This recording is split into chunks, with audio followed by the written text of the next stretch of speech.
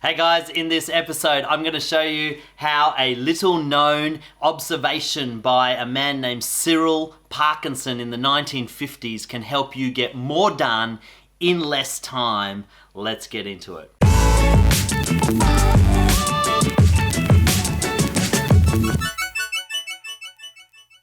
Alright, in this episode we're going to be talking about Parkinson's law and how it affects your ability to manage your time and productivity. Before I get into it, I just want to remind you just to hit subscribe on whatever channel you're following. We produce these videos every week and don't want you to miss out on any episodes. And if you're enjoying our content, please give us a like and a comment just to let us know how we're going. All right, let's get into it. So in the 1950s, there was a civil servant, British civil servant named Cyril Northcote Parkinson, and he was commissioned to study the civil service and figure out why so many projects within the government departments were blowing out in time. They were just taking much longer than they were meant to, and they were wasting a lot of money, a lot of productivity, and a lot of man hours. And so he observed a whole range of government departments over a period of time, and what he came to conclude after his observations is that with any of the projects that they were asked to do, the success of completion with the project was determined by the time constraints that were put on it. Basically, he said that the productivity expanded or contracted depending on the time limits. If there was a short time frame put onto the project, then everybody worked at a much higher rate of productivity. If there was a longer time frame or there was no time frame specifically put onto the project, then what would happen was the workers would delay the project and they would work longer and take longer to finish and very often not complete the task until a hard time limit was put on it. And this became known as Parkinson's law. And basically, simplified, Parkinson's law says work expands or contracts to fit the time constraints that are put on it. So how does this affect you in your productivity? Well, you've probably noticed that there are certain things that you work on that never seem to end. You know, you work back late and you just keep working until you're too tired to work any longer. And maybe you're having trouble balancing your work and your life commitments. Maybe you spend too much time on work. Maybe you're bringing your work home because you don't get it completed during the day, and then you're finding yourself working at night. I know this is true of teachers. When I was a school teacher, this is a problem. This is a problem for business owners as well. The work never seems to end, and it keeps going and going. And this can become a problem for your relationships. It can become a problem for your personal health and well-being, and also for your stress levels. And so what I want to talk to you today about is how to apply Parkinson's law to your work balance and help you to become more productive and have more time for yourself and your family without using more time in the day. So we're going to use Parkinson's law as a bit of a guide. And so the first thing you need to do whenever you're working on any kind of project is this: you must put a time limit on it. If you went to university, or maybe you remember back when you were in high school, that very often when you have assignments, students will tend to leave their work on their assignment till the very last minute. Why? Because they know that they have a time limit, and so they will wait till the very last moment where they can get started on their assessment, because that hard time limit makes them more productive. When they have the sense of urgency that they know the deadline is coming, that's when they tend to work harder, faster, and tend to be more focused. What is happening in this particular scenario is it's your brain's way of prioritizing workload and prioritizing focus. You see, your brain understands that you have multiple tasks that you have to balance. And so in order to help you balance your workload, what your brain does is says, okay, what's urgent, what's not urgent? And it tends to give priority to things that are urgent, because with urgency comes deadlines, with deadlines comes consequences. And so it's your brain's way of saying, come on, get on with it. There's a time constraint here. You need to make this a priority. And so By putting a time limit on your projects, what will happen is you will find that you work more efficiently, you get distracted less, but you also find that you don't go overtime. And so this is where you need to use time limits to manage your personal work-life balance, is put a time limit on your work day. You need to say at 5 o'clock I clock off and I do not work past 5 o'clock. Or if you're bringing work home, at 8 o'clock I finish work and I have some downtime, or I have family time, or whatever it might be. If you don't put a hard deadline on your workload and your projects, what you will find is you will just keep on working.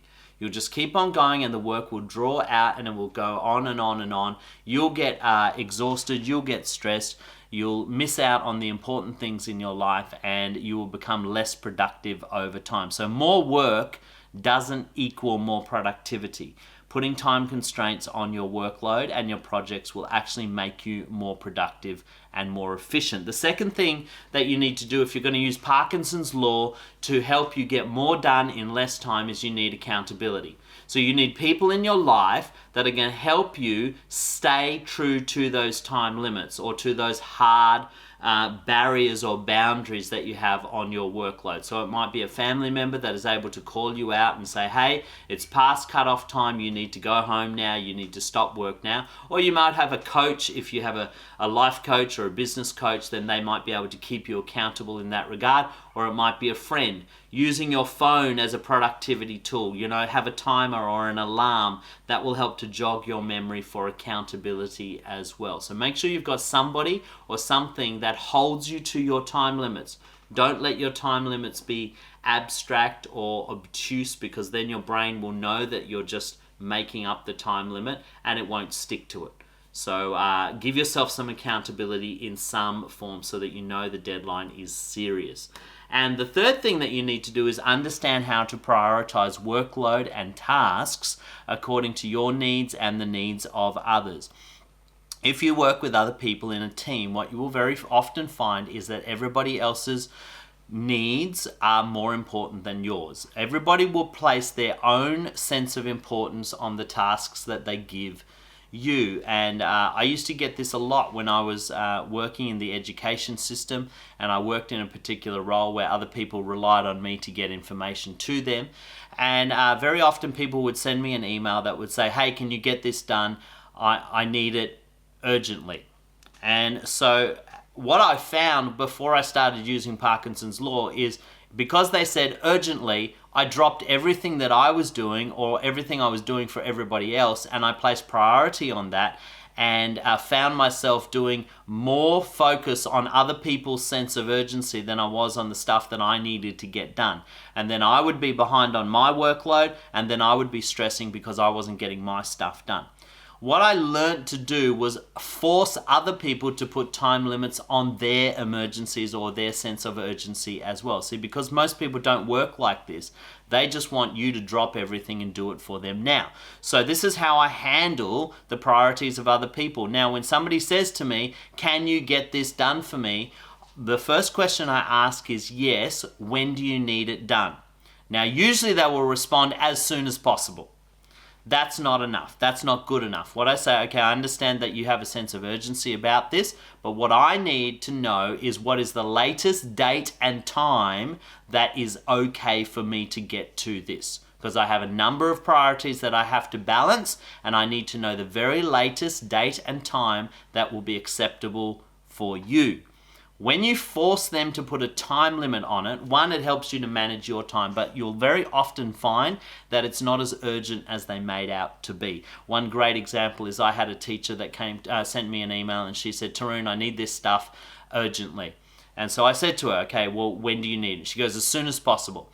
And so I followed up again, and I said, okay, give me the latest practical time that I can get this done for you, where it won't put you under unnecessary stress. And she came back to me and she said, well, the deadline is 4 weeks away. So you've got a little bit of time. You've got a few weeks. So what started out as I need this urgently to I need this ASAP actually turned into something that wasn't really required for a whole month. that completely changed the way I prioritized my workload, because instead of dropping everything and doing it there and then, I was able to say, okay, no problem, I'll make sure that I have it to you in the next 2 weeks. And so they knew when they were going to get it, so they weren't harassing me and weren't stressing about it. I knew what time I had to get it done, and I didn't have to drop other important tasks for the sake of it. So by prioritizing your workload and other people's workload, by putting time constraints on what you do and putting time constraints on other people's work priorities as well, what you will find is you get far more done in a far more efficient manner, and you won't find yourself burning out, working long hours, burning the candle at both ends, and you'll find you're more productive, you're more focused, and you're happier and less stressed at work and in your family. So that's my 3 little tips for using Parkinson's law to help you get more done in less time. Put time limits on everything you do, have accountability, and put priority on other people's workload as well, and you will find that you work more efficiently. I hope that was really helpful for you. Make sure that you click the link below to subscribe or follow our channel, and give us a comment, let us know how we're going. And if you have somebody that you know would benefit from our content, please share it with them. We want to get the word out there, and we'd love to talk to you soon in the future and to hear about how our content is helping you. Until next time, I'm Tarun Stevenson.